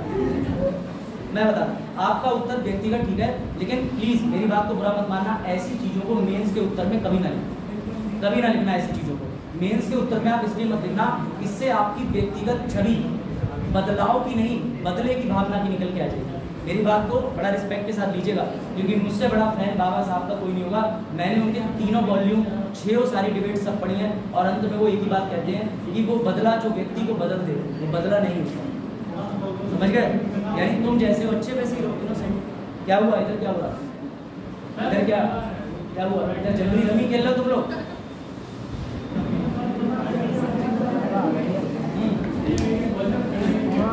आ जाओ। अभी तुम लोग एसएससी और यूपीएससी का एक बार सिलेबस पढ़ना, उसके तहत अपनी विचारधारा को मोल्ड करो। यूपीएससी पढ़ने वाला हिंदू मुस्लिम सिख ईसाई नहीं जानता, यूपीएससी पढ़ने वाला अमीरी गरीबी कुछ नहीं जानता। उसकी एक सोच है कि अगर समाज में कहीं इक्वलिटी, समता गिरती हुई दिख रही है, तो मैं डीएम बनने के बाद सबको बराबर लाके खड़ा कर दूंगा। ये होना चाहिए यूपीएससी एस्पिरेंट की अप्रोच, ठीक है। पहले मेरी भी विचारधारा थी ऐसी, मैं एक संस्था को बड़ा पूजनीय मानता था। बाद में मैंने संस्था का भूत अपने सर से उतारा और आ गया धरातल पे, क्योंकि तब मुझे समझ में आया कि लोग अच्छे होते हैं, ना कि उनकी सोच। इसे बाद में डिफाइन करूँगा। पीछे वालों ध्यान दे दो, वापस आ जाओ क्वेश्चन पे। न्याय सबसे पहले बाबा साहेब ने क्यों लिखा, मैं इसका उत्तर देता हूँ। क्योंकि प्रत्येक व्यक्ति और प्रत्येक संस्था या आप में से कोई भी है वो आज की डेट में न्याय ही मांग रहा है। सबसे पहले न्याय दिया जाना उचित है। कैसे, मैं आपको बताता हूँ। अंग्रेजों ने आपको अपने न्यायालय में खड़े होने का अधिकार नहीं दिया था। किसी ने इलवर्ट बिल पढ़ा है 1833, वो आपके हिस्ट्री के टीचर पढ़ाएंगे या मैम पढ़ाएंगे, जो भी पढ़ाएंगे। अंग्रेजों ने कभी भी भारतीय लोगों को अपने बराबर बैठने का अधिकार नहीं दिया। अंग्रेजों ने कभी भी हमें नया न्याय नहीं दिया। हम कोई भी कानून जो गलत था उसके प्रति अन्याय की आवाज़ उठाते थे, वो कहते थे नहीं देंगे। बाबा साहेब ने, अब ये बात इनकी कनेक्ट करता हूँ मैं, फिर बाबा साहेब ने कहा कि इंडिया पे बाहरी व्यक्ति ने आके तो अन्याय करा, भारत के अंदर भी शोषण आज भी देखने को मिलता है। दोनों लोग एग्री होते हो कि नहीं? अब आपका पॉइंट आ गया। होता है, आज भी मैं एग्री करता हूँ, होता है। इसीलिए बाबा साहब ने कहा कि जब मैं न्याय डालूंगा तो मैं न्याय हर वर्ग और हर व्यक्ति के लिए डालूंगा। इसलिए उनका न्याय 3 तरीके से पढ़ा जाता है। अब मेरा सवाल यह है कि सामाजिक न्याय बताओ। अब इनका एग्जाम्पल ठीक बैठता है कि सर बाबा साहब के साथ स्कूल में पढ़ने जाते थे तो सामाजिक न्याय नहीं होता था। उसके लिए आर्टिकल 17 भी डाला गया है संविधान में, आर्टिकल 15 भी डाला गया है, आर्टिकल 23 और 24 भी डाला गया है। तो आपको याद रखना चाहिए कि हमारी प्रस्तावना ये कहती है कि संविधान के अंदर किसी भी वर्ग को न्याय देना जरूरी है। बात आई। आर्थिक न्याय क्या होता है? आर्थिक न्याय बताओ, आर्थिक न्याय क्या होता है? वीडियो चल रही है, अटेंडेंस ले लीजिए, क्लास तो चलती रहेगी। हाँ, अपनी अटेंडेंस भी दे देना। हाँ, आर्थिक न्याय क्या होता है? उसके बाद हम लेक्चर के सबसे टर्निंग पॉइंट पे आ रहे हैं। पैसा कमाने के लिए अपॉर्चुनिटी देना। अच्छा, क्या सरकार की जिम्मेदारी है तुम्हें नौकरियां देना? वाह, इंटेलिजेंट हो। नहीं है। डीपीएसपी में आता है और डीपीएसपी को न्यायालय में ले जा नहीं सकते कभी भी। ठीक है, इनका उत्तर भी ठीक है, आपने पीछे उत्तर दिया वो भी ठीक है। और कोई उत्तर आर्थिक न्याय को लेके? आर्थिक न्याय को लेके अच्छा, एक सेकंड एक बात बताओ, मुझे बड़ा अच्छे से बताना, बहुत सोच समझ के बताना। एक व्यक्ति है 7 साल का, बच्चा कहेंगे उसे, एक बच्चा 7 साल का है। ठीक है, 7 साल के बच्चे ने, उसके पापा घर से आए, उन्होंने वर्दी उतारी और वर्दी उतारने के बाद टांग दी। वो बच्चा गया, उसने देखा बंदूक, खेल खेल में बंदूक निकाली और बोला पापा हैंड्स अप। पापा ने हैंड्स अप करा, पापा को लगा बंदूक लॉक है, बच्चे ने पूरी ताकत लगा दी, गोली चली, पापा हमेशा के लिए ऑफ हो गए। ध्यान से सुनना, this is a very great example. ऐसे ही 21 साल का व्यक्ति है, हमारी आपकी उम्र का, तुम लोगों की उम्र का, मैं तो 21 से ज़्यादा का हूँ। तो वो आया, उसने देखा सामने वाले पड़ोसी ने मुझसे सुबह पूछा था तेरा IAS का रिजल्ट क्या रहा। एक तो मैं वैसे ही परेशान, ऊपर से रिजल्ट पूछ के मुझे दुखी कर रहा था। उसने बंदूक निकाली, बोले ये रहा IAS का रिजल्ट, दाड़। 21 साल वाले को, 7 साल वाले को क्या तुम बराबर न्यायालय में सजा दोगे? क्योंकि भारत में हत्या की सजा है फांसी। बताओ दोगे या नहीं? इसे ही बोलते हैं सामाजिक न्याय। इसे ऐसे पढ़ा जाता है। पहले सामाजिक न्याय मतलब समाज में व्यक्ति के कद, आकार, जाति, नस्ल, भेदभाव के अनुसार हम कुछ चीज़ों में, उनमें और दूसरे व्यक्ति में जो पीछे रह गए उनके साथ आरक्षण जैसी व्यवस्था कर सकते हैं। सबको बराबर समझेंगे, लेकिन जो पीछे रह गया उसे आगे लाएंगे। आर्थिक का समझ लो। आर्थिक का मतलब अगर राष्ट्रपति के पास 100 का नोट है, राजेश के पास 100 का नोट है, तो क्या राष्ट्रपति का 100 का नोट 200 में चल जाएगा? चल जाता हो तो बताओ। आर्थिक समता कि इंडिया में एक करेंसी होगी which equal value for every citizen. बात आई समझ में? इसके लिए RBI बनाई गई और भी इंस्टीट्यूशन बनाए गए। पर सर राजनीतिक न्याय नहीं मिल रहा है, कितने लोग सहमत? ले लीजिए, अटेंडेंस ले लीजिए। हाँ हाँ जी, पहले अटेंडेंस बोलेंगे। ठीक है, रोल नंबर 1 2 3 4 5 6 7 समझ आ रहा है? 9 नेहा भी 10 जस्टिस न्याय का सीधा मतलब ये होता है कि जो किसी को मुझे समान जवाब उसे समझिए, समान का मतलब है तो वो गलती हटा के सीधा देखिए आपको मिलेगा सही पैमाने समझ आ रहा है?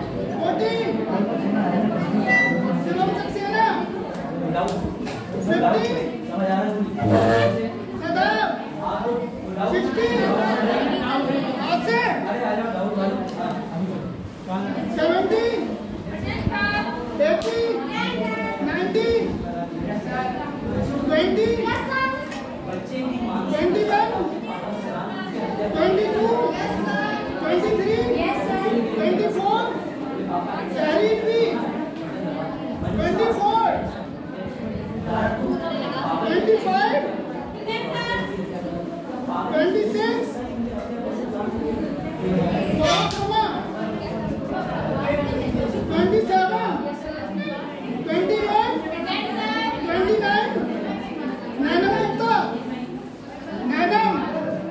अटेंडेंस लगवा लो, जितनी जल्दी लगाओगे लेक्चर शुरू हो जाएगा। रेडी पलक देवी।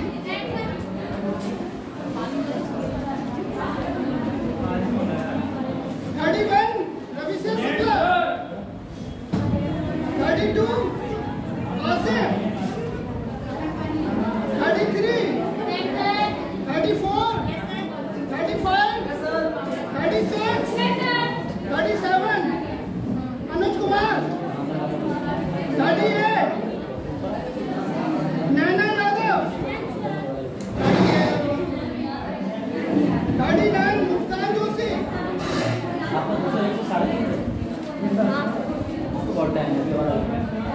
रोशनी देवी। सोहानी यादव। सौरभ कुमार। सौरभ कुमार सौरभ है आए। सौरभ कुमार कल से नहीं आओगे तो ठीक है, रात में नहीं बैठो बिना रजिस्ट्रेशन। रजिस्ट्रेशन करवा लेना। ठीक है, बैठ जाओ पहले इधर बैठ जाओ, इधर बैठ जाओ। Ujala Devi. Saurabh Gautam. Akash. Akash. Ragini Yadav. Kanupriya. Kanupriya.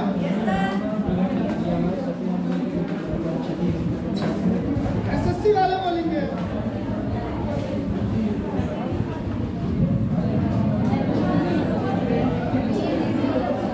Role number 4। Roll number 4 Karan Verma. Roll number note कर लो, 4 है ठीक। रोल नंबर 6 रेहान, नोट करो। Roll number 14। Roll number 20। Roll number 33। Roll number 38। Roll number 40। Roll number 49। Roll number 57 Shilakshi. Roll number 58 59 60 66 74 Satyadev 75 Aditya Bharti 77 79 Ajay Kumar 82 85 86 Vivek Kumar 101 अमन प्रजापति 104 105 114 पूजा देवी 115 116 121 Manoj Verma 124 Divyanshu Kumar 126 Sneha Gupta 126 number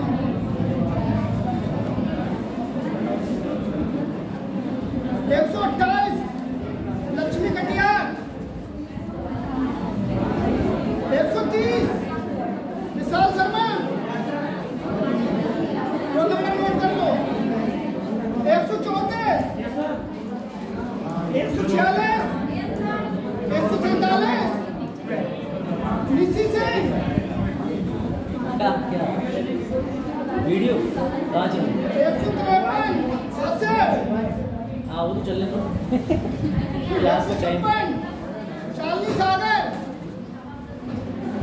157 Lakshmi 158 159 160 162 Archana Devi. Roll number note कर लो। 167 Rishabh 167 170 Navneet Kumar 171 173 Rahul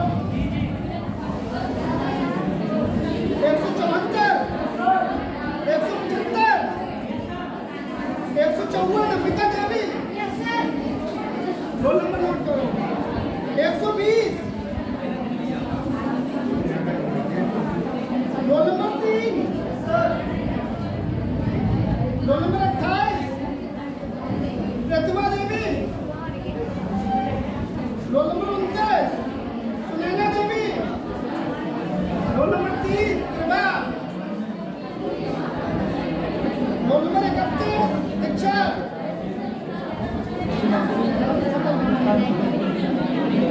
roll number 69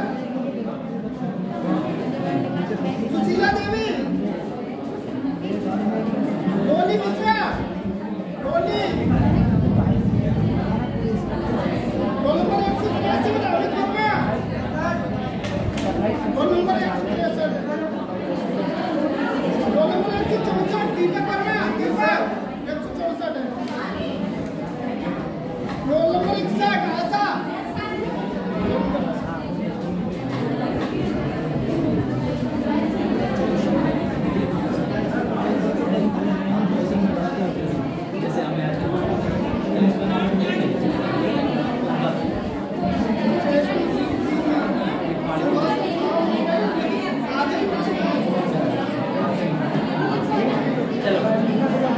class वापस शुरू। अब नाम ना बोला गया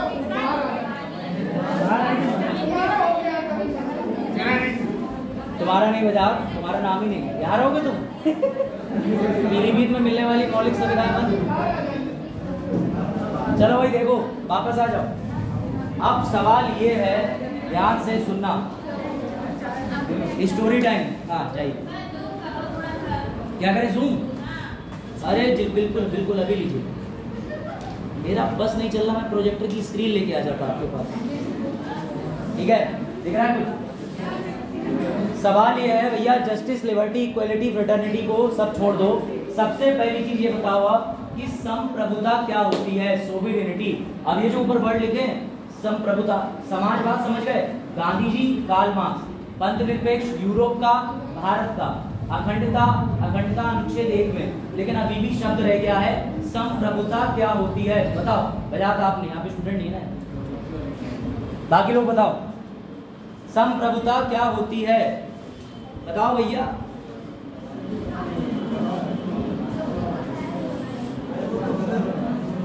हाँ बताओ, फिर मैं बताऊँ।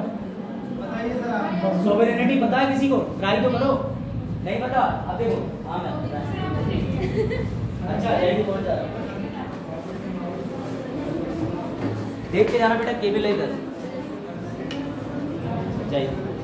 हाँ भाई, तो सोवरेनिटी का मतलब ये होता है कि हमारे देश पे आंतरिक और बाह्य दोनों तरीके से जो नियंत्रण है वो सिर्फ और सिर्फ इंडिया का होगा। कैसे, मेरी बात समझो।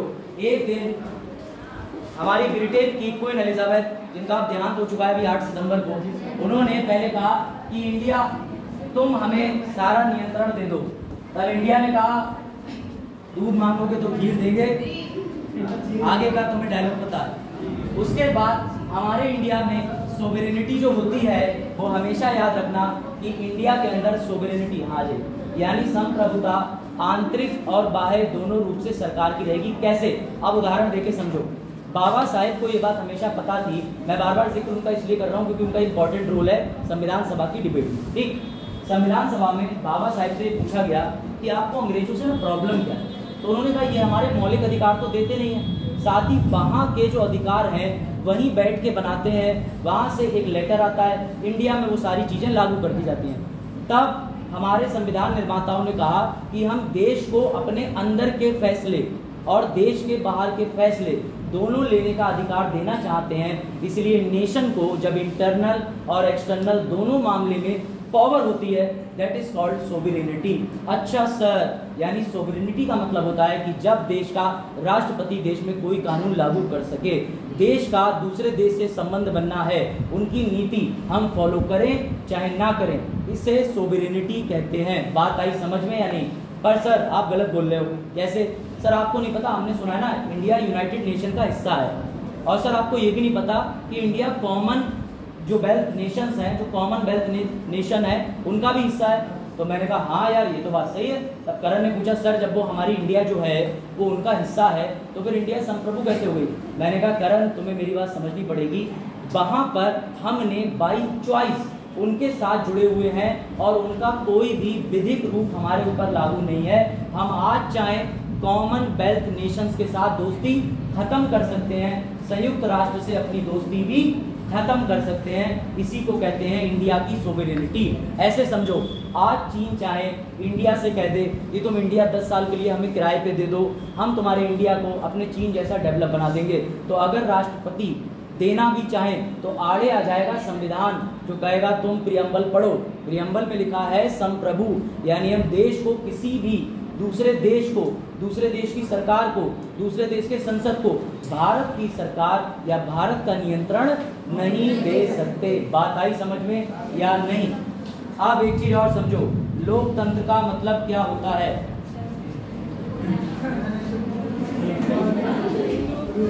सवाल ये है, क्या करण, क्या फातिमा, क्या नूरी, तुम सब लोक संप्रभु हो? सर आपने एक चीज बताई, स्लाइड मैंने जानबूझ के चेंज करी। अभी सर आपने बताया कि हमारा देश संप्रभु है, हमारे देश पे बाहर से कोई नियंत्रण नहीं डाल सकता, देश की आंतरिक सरकार देश को चलाएगी। कल मैंने नूरी से पूछा, नूरी क्या तुम संप्रभु हो? तब नूरी ने सोचा इसका मैं उत्तर क्या दूं। अब नूरी बताओ नूरी, आप संप्रभु हो? आप संप्रभु हो? संप्रभु का मतलब आपके पास आपकी इंटरनल एक्सटर्नल ताकत है। यहाँ तो भी बैठा हुआ है कितने लोग कह रहे हैं? पीछे अंशिका एग्री कर रही है, मुझे पता था अंशिका करेगी। हाँ नहीं है? अच्छा, कोई एक बच्चा बोला हम नहीं है। अब जवाब सुनो, अंशिका अपने घर गई, अंशिका ने अपने पापा और मम्मी से कहा बैठो दोनों को टेबल पे बैठाला, ऐसे सामने खुद बैठो। बोली मम्मी एंड पापा मैं हूँ संप्रभु। तो मम्मी और पापा ने कहा संप्रभु आए हैं। मम्मी और पापा ने तुरंत बाहर का दरवाजा खोला और बोले संप्रभु थोड़ी देर जरा बाहर की हवा खाने चले जाओ। ये भी बाहर चौड़े में, मैं संप्रभु हूँ, जो भी बाहर मिल रहा है हट सामने से, मैं संप्रभु हूँ। थोड़ी देर बाद हमारे संप्रभु को भूख लग गई। संप्रभु यू टर्न लेके अपने घर पे पहुंचे और दरवाजा नॉक करा संप्रभु जी ने, और संप्रभु जी की मम्मी ने कहा अरे संप्रभु आए हैं, किससे क्या चाहिए? तो संप्रभु ने कहा मम्मी तो रोटी मिलेगी। मम्मी ने कहा अरे तुम तो संप्रभु हो, तुम पे तो ना इंटरनल कंट्रोल है ना एक्सटर्नल कंट्रोल है, तुम तो आजाद हो। तब इन्हें समझ में आया कि संप्रभु का मतलब ये नहीं होता, तुम लोग संप्रभु नहीं हो। संप्रभु मतलब जो तुम पे नियंत्रण करेगा। लेकिन इंडिया में एक त्योहार ऐसा आता है, एक अवसर ऐसा आता है जहां तुम पे ना आंतरिक दबाव रहता है ना बाह्य दबाव रहता है, ना तो तुम सोवेरेनिटी तुम्हारी कोई कंट्रोल करता है, ना तो तुमसे कोई जबरदस्ती कर सकता है। और वो जो टाइम होता है वो होता है इलेक्शन। अपनी मर्जी से वोट दे सकते हो, उस समय सोवरेन होते हो तुम लोग, इसके अलावा कभी सोवरेन नहीं होते। चले मत जाना राष्ट्रपति जी के पास, हटो यहाँ से, संप्रभु आए, कोर्ट मार्शल हो जाएगा तुम्हारा, कोर्ट मार्शल बिना बात के।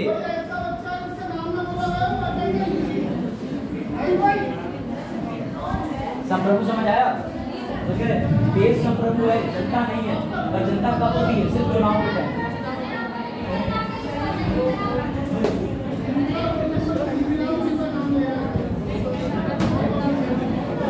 समझ आ रहा है कंसेप्ट? मजा आ रहा है? ये मजा मैं सबको देना चाहता हूँ, राहुल गांधी। चलो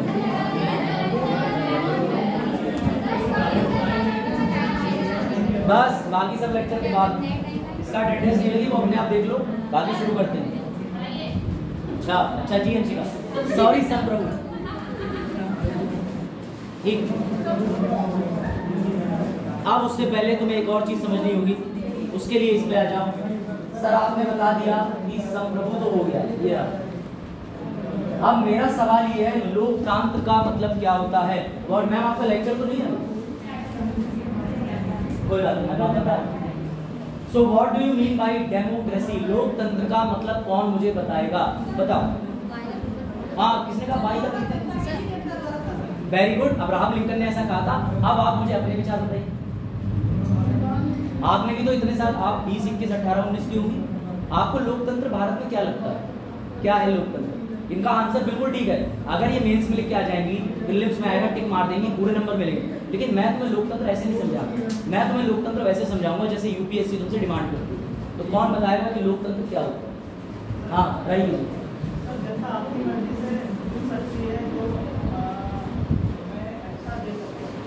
जनता अपनी मर्जी से चुन सकती है जो हमें अच्छा दे सके। हाँ बताओ, आप बताओ।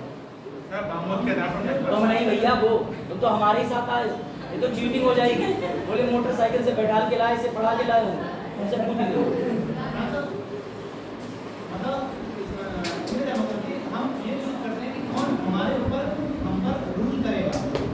दोनों लोगों ने बात एक ही कही है। जो इन्होंने कही, क्या नाम था आपका? कल्पना, अर्चना। देखो मैं ऊंचा सुनता हूँ लेकिन बोलता ऊंचा, ठीक है, मेरे में कमी है। कई बार ऐसा हुआ, उधर से आवाज आया, सर मेरा नाम नुसरा, मैं कह रहा हूँ नुकसान। अच्छा, तो इसका ध्यान रखना, ऑफेंड मत होना, कहीं तुम घर जाके रस्सी और पंखे के बीच संबंध स्थापित कर दो, ठीक है। मैं हमेशा प्रिकॉशन देता हूँ मेरे लेक्चर में, अपनी संवेदनशील भावनाओं को दरवाजे के बाहर छोड़ के एंट्री लेना, ठीक। अब सुनो ध्यान से, लोकतंत्र दो तरीके का होता है। सर क्या हुआ, पीछे से आवाज आ रही, किसी कोई क्वेश्चन है? चलो, लोकतंत्र दो तरीके का होता है, डायरेक्ट प्रत्यक्ष, दूसरा अप्रत्यक्ष इनडायरेक्ट। ये क्वेश्चन है एसएससी के प्रीलिम्स का, कि जो आपका मैंने पूछा लोकतंत्र डेमोक्रेसी कितने टाइप की होती है, one is direct, second is indirect. Sir direct वाली क्या होती है? डायरेक्ट वाली यहाँ देखने को नहीं मिलती। डायरेक्ट वाली देखनी है, स्विट्जरलैंड चले जाओ, वहाँ रेफरेंडम चलता है।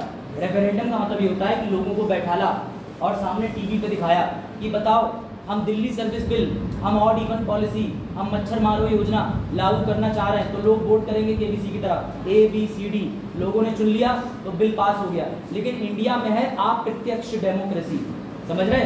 यानी कि अप्रत्यक्ष का मतलब इनडायरेक्ट। कैसी? तुम लोग अपने वार्ड से, अपने शहर से, अपने जिले से किसी एक व्यक्ति को वोट देते हो, वो जाता है या तो विधानसभा, या जब वो संसद बनता है तो वो जाता है संसद में, और वहां जाके तुम्हारे बिहाफ पर सारे अधिकारों में कन्फर्मिटी रखता है। बात आई समझ में? इंडिया में डेमोक्रेसी ऐसी तुम्हें क्यों दी होगी, इसका मतलब समझते तुम कि क्यों तुम्हें सीधे सीधे डेमोक्रेसी नहीं दी, तुम्हें घुमा के डेमोक्रेसी दी, ऐसा क्यों? बताओ बताओ। हाँ, ताकि दोनों को सुन ले। हाँ बताइए, ताकि सवाल समझ गए? हमारे यहाँ अप्रत्यक्ष डेमोक्रेसी आखिर है क्यों, प्रत्यक्ष वाली क्यों नहीं है? हमें तो स्विट्जरलैंड का कंसेप्ट बढ़िया लगता है। स्विट्जरलैंड में उन्होंने चला दिया केबीसी बनेगा, ABCD दे दो, दे दिया ABCD, बस बिल पास हो गया। यहाँ सर ऐसा क्यों कि उनकी मर्जी है, वो किसान बिल पास कर दे रहे। एरिया बड़ा गुड, ये भी एक पॉइंट है, और ये एक पॉइंट है, और पॉपुलेशन तो है इनका पॉइंट। और कोई कारण? हाँ आप बताओ। Very good. और चलो माना लोगों में समझ नहीं है, लेकिन वो एक समय पे लिटरेसी रेट कम था, अब तो लिटरेसी रेट 72+ चल रहा है। आपका पॉइंट था 1951 में जब हमारे देश का लिटरेसी रेट 1 से 2% था, अब तो बराबर हो गया। और कोई कारण? और कोई कारण? क्योंकि किसी एक आदमी को जिम्मेदार ठहरा के पद से हटाना आसान है। बात समझो, सिंपल सी बात। तुम सब लोगों से पूछा कल क्लास 10 बजे करते हैं, हम आ गए 10 बजे, तुम में से कोई आया नहीं। मैंने इनसे पूछा तुमने कल 10 बजे बुलाया, मैं नहीं था, पीछे से आवाज आई थी, मैं तो सब 2 बजे कह रहा था, और ये तो अलग कतई, मैं तो 4 बजे चाह रहा था इधर पीछे से। सर सुबह की 4 बजे कही थी आपने, अब मैं यहाँ ऐसे खड़ा हुआ, यार मैं किसको गलत ठहराऊं? इसीलिए इंडिया में अप्रत्यक्ष डेमोक्रेसी है कि भैया ये एक आदमी, इसे मिनिस्टर बनाएंगे रेलवे का, इसे मिनिस्टर बनाएंगे शिक्षा का, शिक्षा विभाग ठप हुआ तो हमने कहा bye bye see you take home, इसे भी घर भेज दिया। बात आई समझ में या नहीं कि अप्रत्यक्ष डेमोक्रेसी का फायदा? जी हाँ, जवाब दे। वेरी गुड, आप तो मेरे साथ आए, आप तो उत्तर नहीं देने, वरना कल से आपकी छुट्टी। कल मैं अकेला आऊंगा, पीलीभीत से सवारी 40 रुपए चलेगी, कोई आना चाहे तो आ जाना।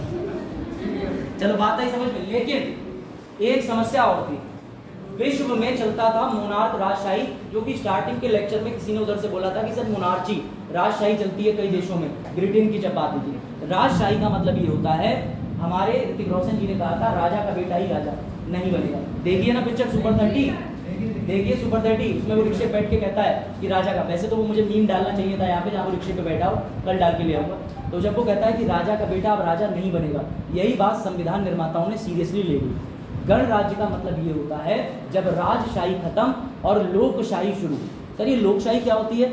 आप में से कोई भी जो कोई भी व्यवसाय करता हो, कितना भी पढ़ा लिखा हो, चाहे अंगूठा छाप क्यों ना हो, उसे भी पूरा अधिकार है कि जाओ नामांकन पत्र लो, चुनाव लड़ो। इसीलिए भारत में लोकतांत्रिक गणराज्य है, यानी देश में राष्ट्रपति, PM, CM, यहाँ पर कोई भी किसी तबके का व्यक्ति जा सकता है। यहाँ तक चीजें क्लियर हुई? क्योंकि अब वो जो मैं तुम्हें बताने वाला हूँ उससे तुम्हारा दिमाग फिर से घूमेगा थोड़ी देर। कोई डाउट? आगे बढ़े? सर ऐसा है ना, नेहरू जी को हम लोग जानते हैं, सब जानते हैं नेहरू जी को, ऐसे बंद रहने से तब भी चलेगा कमाल। तो नेहरू जी को सब लोग जानते हैं, नून को नहीं पता ना, चलो मैं बताता हूँ, ध्यान से सुनना, स्टोरी टाइम। देश आज़ाद हुआ, एक व्यक्ति था रेड क्लिफ, क्लिफ का नाम सुना है, क्लिफ। आप बिल्कुल रिलैक्स होकर बैठ जाओ, लिखना कुछ नहीं है, लास्ट स्टोरी है, फिर लेक्चर बाइंड अप करेंगे, लेकिन ये स्टोरी तुम्हारे दिमाग के परखच्चे उड़ा देगी, ये गारंटी है मुझे, क्योंकि जब मैंने पहली बार पढ़ी तो मुझे भी लगा था अरे ऐसा भी हो सकता है, तो तुम्हें भी लगेगा ऐसा भी हो सकता है। हुआ ये कि नेहरू जी आज़ाद इंडिया के प्राइम मिनिस्टर बने और पाकिस्तान के अंदर एक प्राइम मिनिस्टर थे नून साहब। अब नून साहब और जो नेहरू थे उन दोनों की अक्सर अच्छी मित्रता मानी जाती थी और दोनों लाहौर तो कभी वो दिल्ली आते जाते रहते थे। सभी को पता है कि देश का जो विभाजन हुआ था इंडिया और पाकिस्तान का, उसके बीच में जो सीमा है जिसने डिवाइड कर रखा है उसे रेड क्लिफ लाइन कहते हैं। क्यों कहते हैं? क्योंकि रेड क्लिफ महाशय ने उसका बंटवारा करा था। तो सर रेड क्लिफ ने करा क्या था? रेड क्लिफ अपने घर में टेबल पे चाय पी रहा था और उसने देखा अरे ये नक्शा, ऐसे उठाया, अब उठाने के लिए कुछ नहीं, कॉपी दे, उसने देखा अरे ये नक्शा नहीं, मैं पिछला पन्ना नहीं खोलूंगा, मुझे पता है इसमें हृदय बना हो सकता है मेरी कॉपियों में तो होता था। फिर माँ बाप मुझे हृदय निकालना बताते थे, घर पे पिटता था, खैर छोड़ो। तो ये रहा इंडिया और पाकिस्तान का नक्शा, ठीक है, अनडिवाइडेड। अब रेड क्लिफ को एक दिन चाय पी के लगा हाँ क्या चाय है, उसने ये नक्शा इधर से मारा, डिवाइड हो गया। रेड क्लिफ कभी ग्राउंड पे गया ही नहीं था, ये बात समझ लेना। अब जब ऐसा डिवीजन होगा तो समस्याएं तो आएंगी। एक दिन हमारे नेहरू जी गए नून साहब के साथ लाहौर में चाय पीने, और तब उन्होंने कहा वाह ताज। तो नून जी ने कहा चाय कैसी लगी? बोले बढ़िया लगी। बोले सर एक समस्या आ रही है, उसका ना निस्तारण कर दो। तो उन्होंने कहा क्या निस्तारण कर दें? उन्होंने कहा थाना संख्या 12 जलईपुड़ी पश्चिम बंगाल, जगह का नाम याद रखना, थाना संख्या 12 जलईपुड़ी पश्चिम बंगाल। उन्होंने कहा ये जो जगह है ये आने, कोई बात नहीं, इसे क्लाउड बस्ट होना कहते हैं, कोई टेंशन की बात नहीं। अब देखो आज मैं आया हूँ, कुछ तो होगा, मेरे आने से बिजली गिर रही, मौसम गड़बड़ हो गया। बोले सर पक्के नियस्ती हो।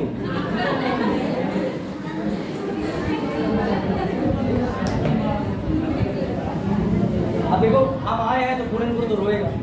चलो देखो भाई वापस आ जाओ, नेहरू नून समझ लो, नेहरू नून इज द लास्ट थिंग। तो भाई इधर पीछे सब लोग बाद में, वो जो आजकल मीम नहीं चल रहा है बारिश जिम जिम करके, उसमें बड़ा मीम बनते हैं, बाद में देख लेना बारिश, अभी हमें देखिए। चल अब देखो ध्यान से, नेहरू के साथ नून साहब लाहौर गए, दोनों लोग बैठे, समय था 1958 का। नून साहब ने रिक्वेस्ट करी कि नेहरू जी आप एक काम करिए, तो थाना संख्या 12 जो जलईपुड़ी का प्रांत है ना, वो एरिया ना हमें दे दो। तब नेहरू जी ने कहा तुम्हें दे दें, बस इतनी सी बात। बोले ले लो जी, क्या दिक्कत है। नून साहब ने नेहरू जी से मौखिक तौर पे थाना संख्या 12 ले ली। मेरी बात समझना, कोई बोल रहा है उन पे बात चलेगी किसी की? नहीं, बात मत करो, मुझे सुनो, बहुत दूर से आया हूँ। चलो उसके बाद नून साहब ने मांगा और नेहरू जी ने उन्हें भारत का वो हिस्सा देने की बात कंफर्म कर दी। पर नेहरू जी जैसे ही फ्लाइट पकड़ के दिल्ली से उतरे, आपके जैसी भीड़ नेहरू जी के पास आ गई और नेहरू जी से कहने लगी नेहरू जी आपने क्या कर दिया, आप तो पाप करके आ गए। नेहरू जी बोले मैं पाप कैसे, मैंने क्या कर दिया? बोले आपको पता ही नहीं है। बोले क्या? मुझे सब पता है, मैं चाय पी के आया हूँ और उनका एरिया उन्हें दे के आया हूँ। बोले ओ नेहरू जी आप भी कितने मासूम हो, हमारे संविधान में आर्टिकल 3 है। कौन सा आर्टिकल? 3, आर्टिकल 3 अनुच्छेद 3, वो ये कहता है कि भारत संपत्ति ले सकता है, जगह का नाम बदल सकता है, जगह को जोड़ सकता है, जगह को घटा सकता है, लेकिन ये तो कहीं लिखा ही नहीं है कि वो किसी दूसरे देश को अपना कोई इलाका या सीमा दे सकता है। अब ये बड़ा शौक की बात होगी, तो बड़ा सरप्राइजिंग चीज़ हो गई, क्योंकि नेहरू जी बोले मैं तो वादा कराया और तुम कह रहे हो मैं क्यों नहीं दे सकता। उस समय देश के राष्ट्रपति थे डॉक्टर राजेंद्र प्रसाद साहब, और उन्हें ये बात जो है वो दिल पे चुभ गई। उन्होंने सुप्रीम कोर्ट को अनुच्छेद 143 यानी 143 का प्रयोग करके सुप्रीम कोर्ट से राय मांगी, और मुबारक हो, इसी केस को बोलते हैं री बेरुबारी केस। कौन सा केस कहते हैं? री बेरुबारी केस। ये नेहरू जी, ये लियाकत जी 1960 में हमारे, देखो इनका जो समझौता हुआ वो 58 में हुआ, केस 1960 में इसका निर्णय आया। पता है ना न्यायालय में मामले कितनी जल्दी सॉल्व हो जाते हैं, सबको पता है ना, 2-2, 3-3 साल समझ रहे हो ना जो, गुड। तब ये मामला राष्ट्रपति जी ने रेफर करा सुप्रीम कोर्ट को, और सुप्रीम कोर्ट के सामने ये सवाल आया कि नेहरू जी आप कैसे दे सकते हो। तो नेहरू जी ने कहा क्या बात कर रहे हो, मैं डेमोक्रेटिक रिपब्लिक का हिस्सा हूँ, मुझे इन लोगों ने लोकतांत्रिक तरीके का हेड बनाया है। भैया मैं देश के लिए कोई फैसला ले सकता हूँ, मुझे शक्ति दी है प्रियम्बल ने। तब इधर से दूसरे पक्ष ने जवाब दिया कि प्रियम्बल तो संविधान का हिस्सा ही नहीं है। अब तुम लोगों का दिमाग घुमा होगा, सर पिछले 40-50 मिनट से आप हमें प्रियम्बल पढ़ा रहे हो और आप ये कैसा मजाक कर रहे हो कि प्रियम्बल हमारे संविधान का हिस्सा ही नहीं है। जी हाँ, उस समय नेहरू जी के भी माइंड में कुछ ऐसा ही स्ट्रक हुआ जब सामने से आया कि प्रियम्बल तो संविधान का हिस्सा ही नहीं है। तब सुप्रीम कोर्ट से कहा कि भैया इसका निस्तारण करो, क्योंकि सुप्रीम कोर्ट जो है वो संविधान की व्याख्या करता है, ये सभी को पता होना चाहिए। तब सुप्रीम कोर्ट से गलती हो गई और सुप्रीम कोर्ट ने इस मामले में कह दिया कि जो हमारा प्रस्तावना है वो संविधान का हिस्सा नहीं है, ये गलती हो गई। तो सर मुबारक हो, जलीपुरी थाना तो नेहरू जी ने पाकिस्तान को नहीं दिया होगा। नहीं बेटा, पार्लियामेंट के पास एक शक्ति है, शक्ति ऑफ संशोधन और अमेंडमेंट। उन्होंने तुरंत 9वां संविधान पास करा और 9वां संविधान पास करके वो जो जलीपुरी थाने का एनक्लेव था, प्रांत था, वो उठा के पाकिस्तान को दे दिया। यानी सुप्रीम कोर्ट के जजमेंट से तो वो निकल के आ गए, लेकिन उनकी जो गलती थी सुप्रीम कोर्ट की 1960 वाली, वो सुधरी जाके एक लैंडमार्क केस में एक ऐसा निर्णय जो कि आपको पढ़ना चाहिए, जो कि बड़ा इंटरेस्टिंग है, केशव नंदा भारती केस। केशव नंदा भारती केस जब हुआ तो सुप्रीम कोर्ट ने बेरूबारी केस के मामले को पलट दिया और 13 जजों की स्पेशल बेंच बैठी। उन्होंने कहा नेहरू वॉज राइट, नेहरू सही थे, प्रियम्बल संविधान का हिस्सा है और अगर प्राइम मिनिस्टर किसी को कोई प्रांत देना चाह रहे थे तो उन्हें संविधान संशोधन करने की आवश्यकता नहीं थी। तो सर आज 2023 चल रही है, ये मामला 1773 का है, तो क्या आज भी प्रियम्बल हमारे संविधान का अभिन्न अंग है? जी हाँ, बिल्कुल है, क्योंकि इस मामले को आज तक पलटा नहीं गया है। तो सर आप जरा एक बार ब्रीफिंग कर दीजिए, मैं कर दे रहा हूँ। मैंने आपको पढ़ाया कि प्रस्तावना नेहरू जी के उद्देश्य प्रस्ताव से भिन्न है, बात आई समझ में? क्लियर था? फिर मैंने बताया कि इंदिरा जी ने संशोधन करके वो भी 40 सेकेंड 42 मार्च जो चीज़ें डाली वो डालने की आवश्यकता नहीं थी। आपको एक व्यक्ति का नाम बताया, H.H. श्रीबाई, उन्होंने अपनी पुस्तक में इसका वर्णन किया है। तीसरी चीज़ मैंने जो इसके अंदर शब्द लिखे हैं जो जरूरी हैं, जिसमें मेंस में क्वेश्चन बना, प्रीलिम्स में क्वेश्चन बना है, वो शब्द आपसे डिस्कस कर लिए कि यहाँ पर धर्मनिरपेक्ष या पंथ निरपेक्ष किसे कहते हैं, कि पंथ निरपेक्ष होता है कि धर्म होता है, कि समाजवादी क्या होता है, लोकतंत्र क्या होता है, गणराज्य क्या होता है। अंत में मैंने आपको समझाया कि प्रस्तावना संविधान का अभिन्न अंग है कि नहीं है, ये भी सॉर्टेड हो गया। इससे बाहर प्रियम्बल पढ़ने की आवश्यकता नहीं है। कैमरा बंद कर दीजिए। थैंक यू, आई होप तुम्हें लेक्चर अच्छा लगा।